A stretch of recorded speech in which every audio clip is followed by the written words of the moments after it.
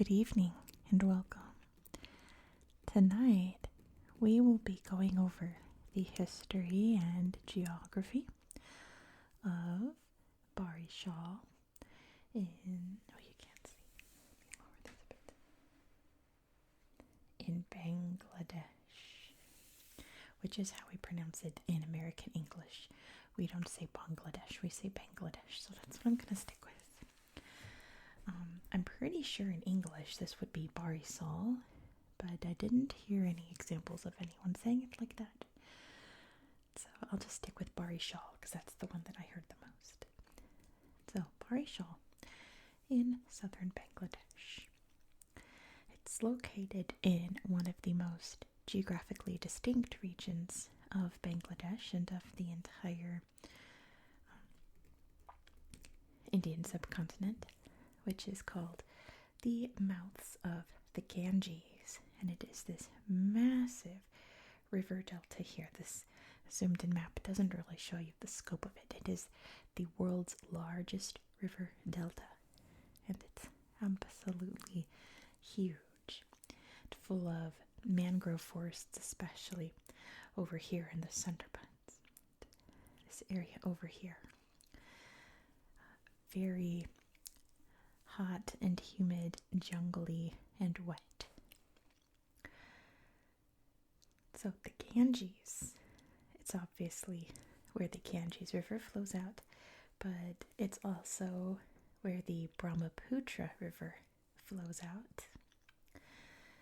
And this section right here that flows through Barisal is the Meghna River. And there's many other rivers that flow through to create these little delta areas and all of these islands. So lots and lots of wet, watery activity happening here.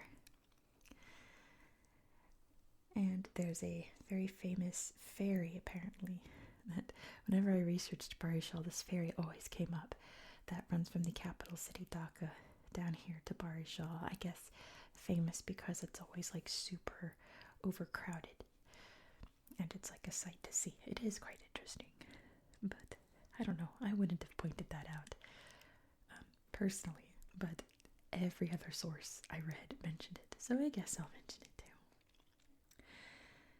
Because of all of the watery, rivery areas here, it's been nicknamed the Venice of Bengal. City at least.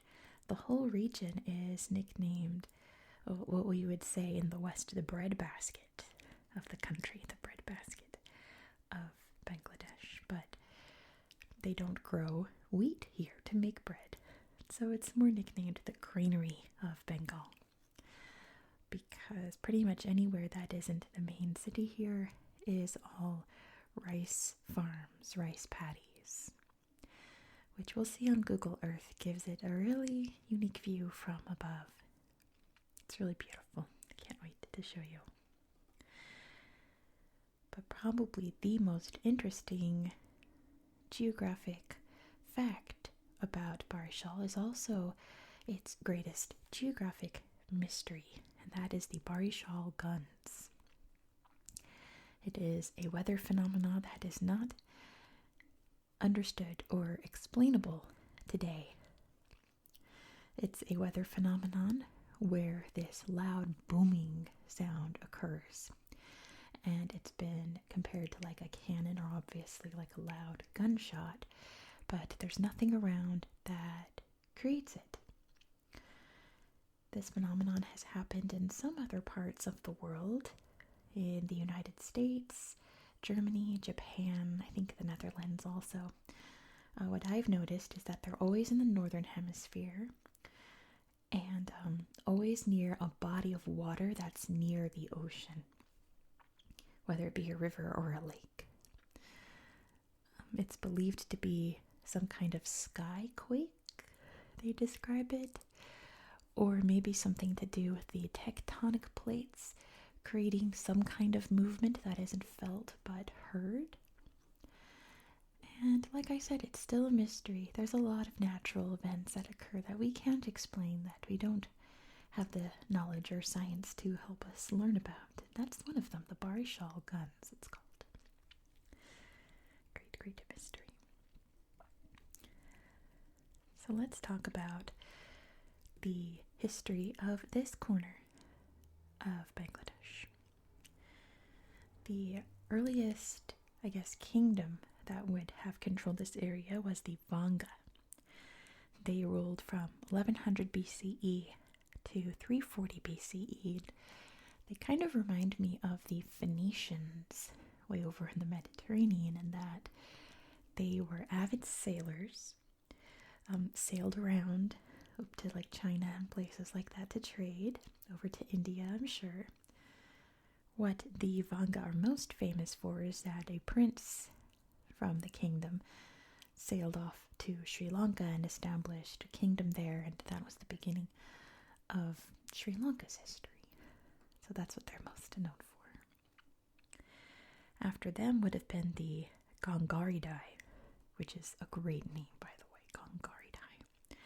They ruled this area from the 1st century BCE to the 2nd century CE. And what are they most known for? Well, I suppose it's where the Ganges gets its name from. And that's because the Greeks knew a lot about this place, wrote a lot about them, and they called them the Ganges. And so the large river nearby gets called the Ganges River. It's kind of like Mesopotamia, because they didn't call it Mesopotamia. Today, the people that live there don't call it Mesopotamia. The Greeks called it Mesopotamia.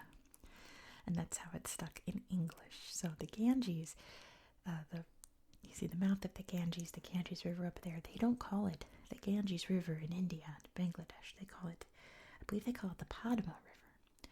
Ganges comes from the ancient Greeks who wrote about this place and named the significant places here after the Gangaridai kingdom.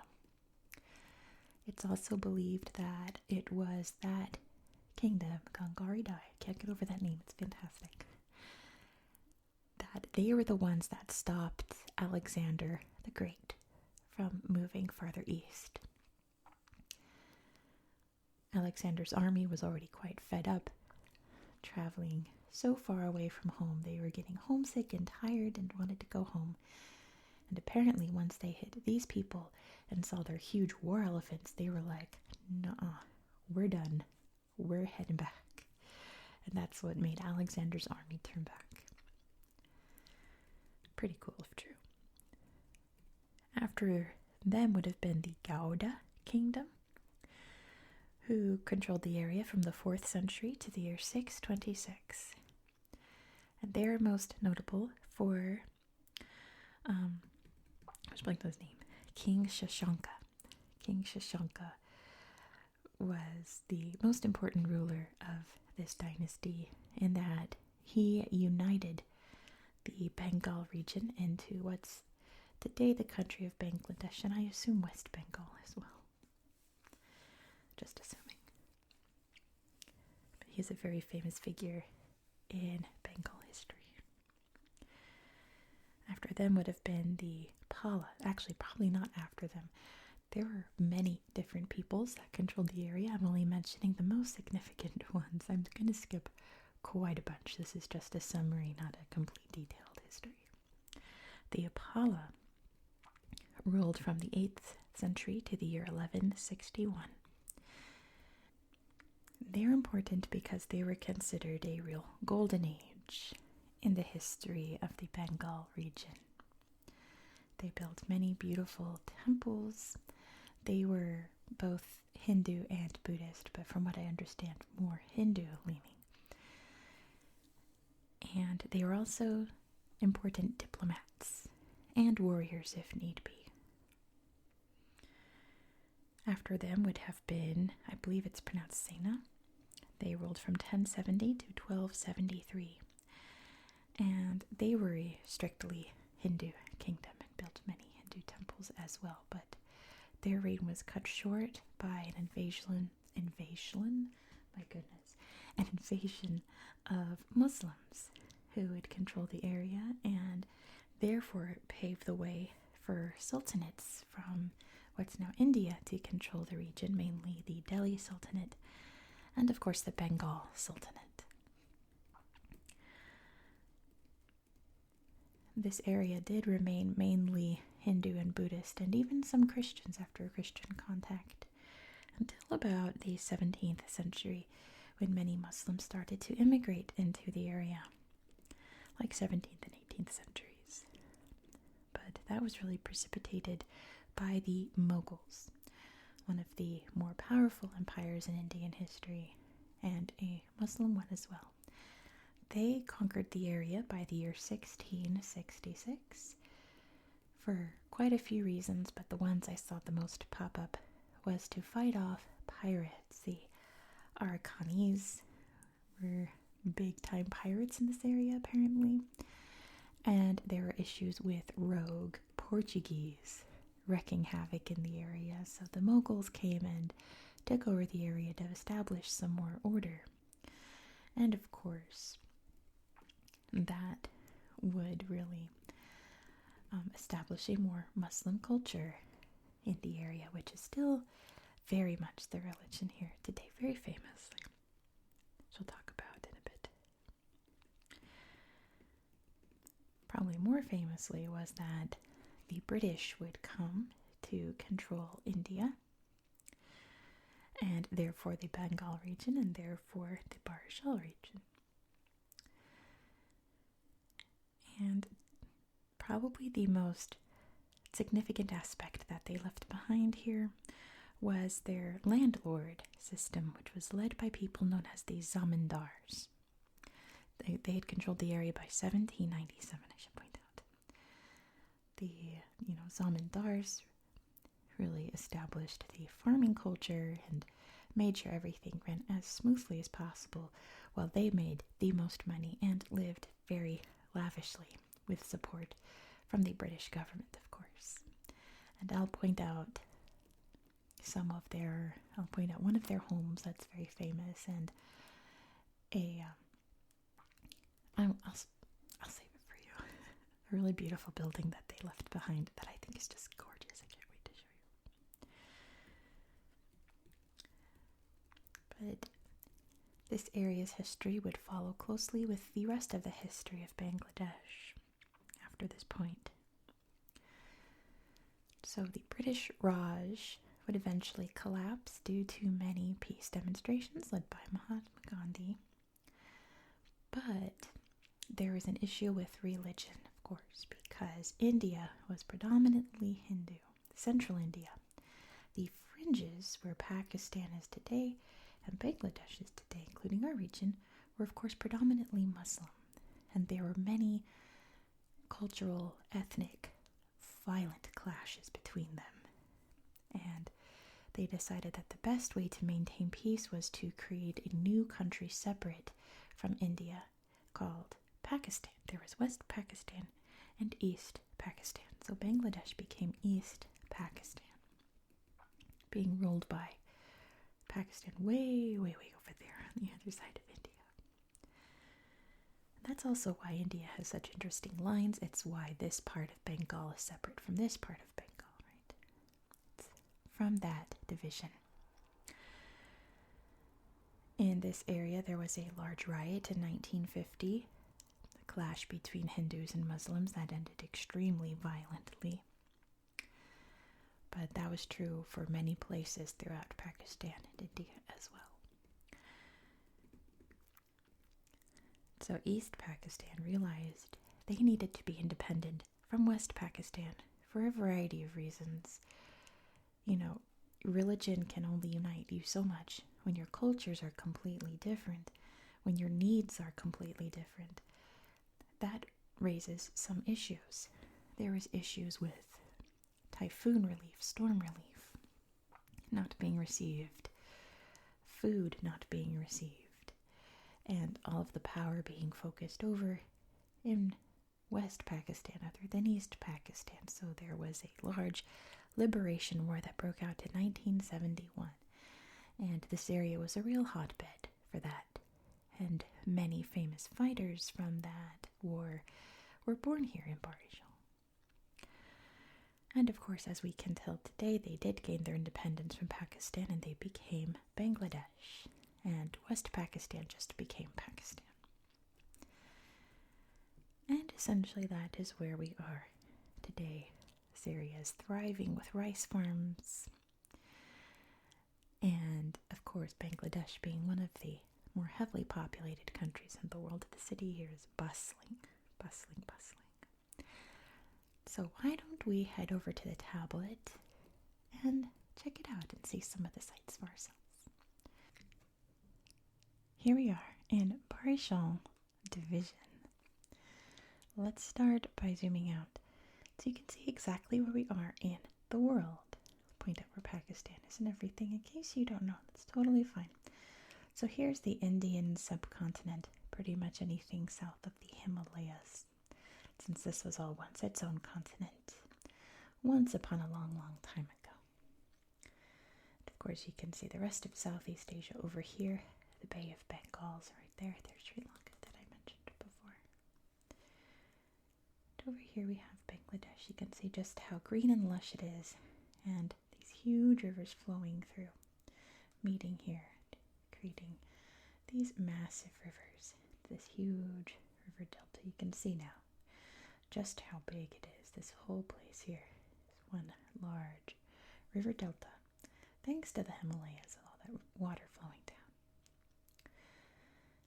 So, where should we start? I guess we should start in Barisal, shouldn't we?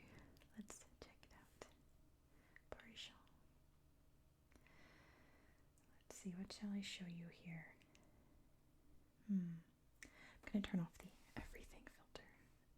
Oh, it is off. Okay. Just making sure. Because lots of colleges and things popping up. I think this is a little river area here. Yeah, it's quite nice. Nice place to stroll and hang out with your family. To see the rivers flowing out into the ocean.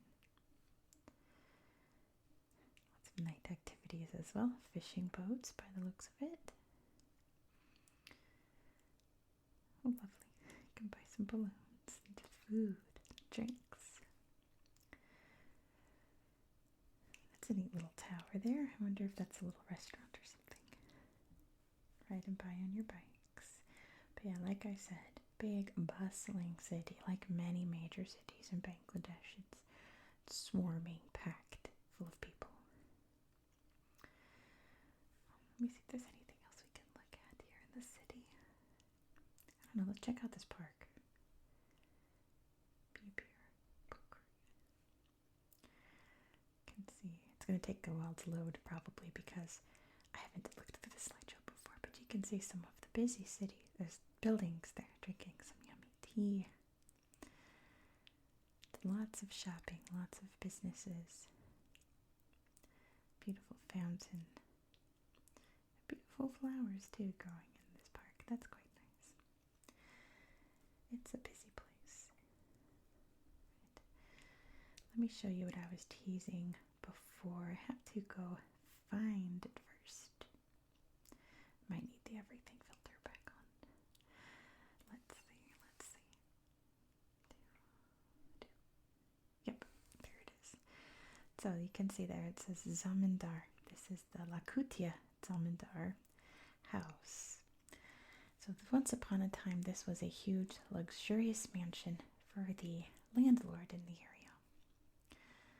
All brick and beautiful.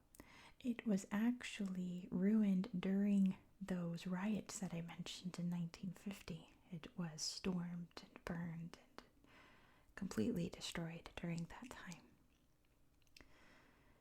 And now it's just a very hauntingly beautiful ruin. Apparently it's one of the top tourist spots here in Barisal. Even though it's in ruins, you can come with your bros and take nice pictures together in the ruins here. But what I really want to show you is, let's see, over here somewhere. It's not popping up, of course. It's like over here. Here, this masjid, or like a mosque kind of school. Isn't this gorgeous? Look how beautiful this building is. So intricate. You'll only find places this beautifully detailed in India and South Asia, won't you? I love the red color.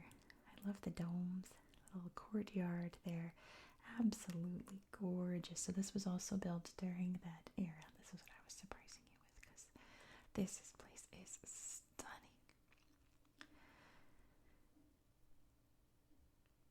As much as it would be cool to go to the ruin, I'd rather come here and take in the sights. Look at that red against all the green. Fantastic. Really, really beautiful structure. It's managed to survive all this time as well. So detailed, so intricate. I love it. There are lots of other beautiful little spots around this division. You can even see from above all of the farming, right? Let's just zoom in on a spot. Look at all of these little farms. Aren't they quaint? That cute little patchwork. Let's turn everything on. Little patchwork of farms you can see. Just all the way around. Where was it? I think it was on this island. I want to say that there's some quaint little ones I saw from above. But yeah, it's all little farmland. Lots of trees around. And I want to show you this distinction here between Barisal and the forest here. Look at that. So you can really see cultivated land versus wild forested land. Isn't that something?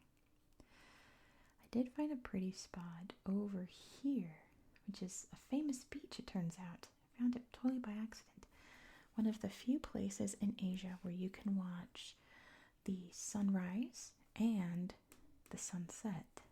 So let's take a look. The sunrise viewpoint is on this side of the beach. There it is. And then you enjoy your day by the water like this person here. Fantastic, it's so scenic. And then at the end of your day, you come to this side of the beach to watch the sunset. Looks like the tide gets really high here, doesn't it? Really, really high by the looks of it. Ride your bike out there to watch the sunset after your nice day by the sea. Isn't that something? It's really special. Let's look at this. I didn't look at this mangrove forest.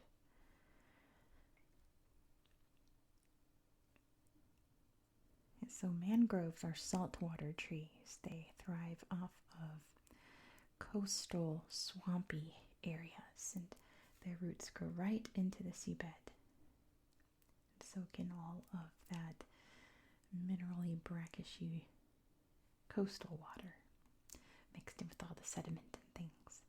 And that's how they thrive. The mouth of the Ganges, you can see there, the mouth of the Ganges. I wonder if I can tap it.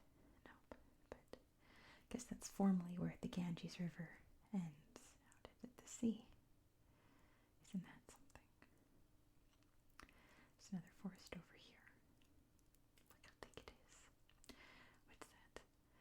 Eco Park Walkway. Alright, well, we're going to look at that, and then we're going to look at the beach.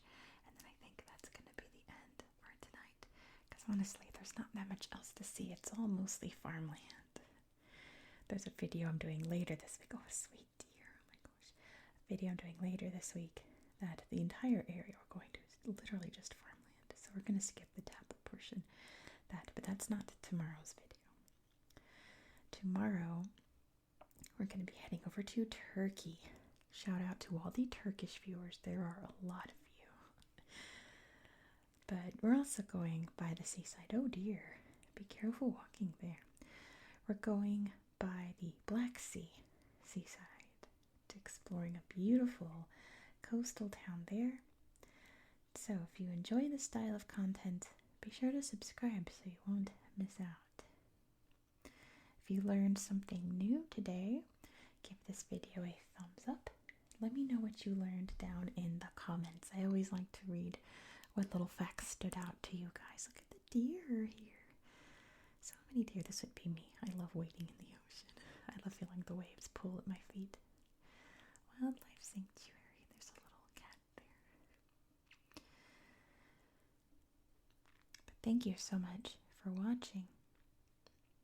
I hope that you found this video to be relaxing and educational. And I hope that you have a good night.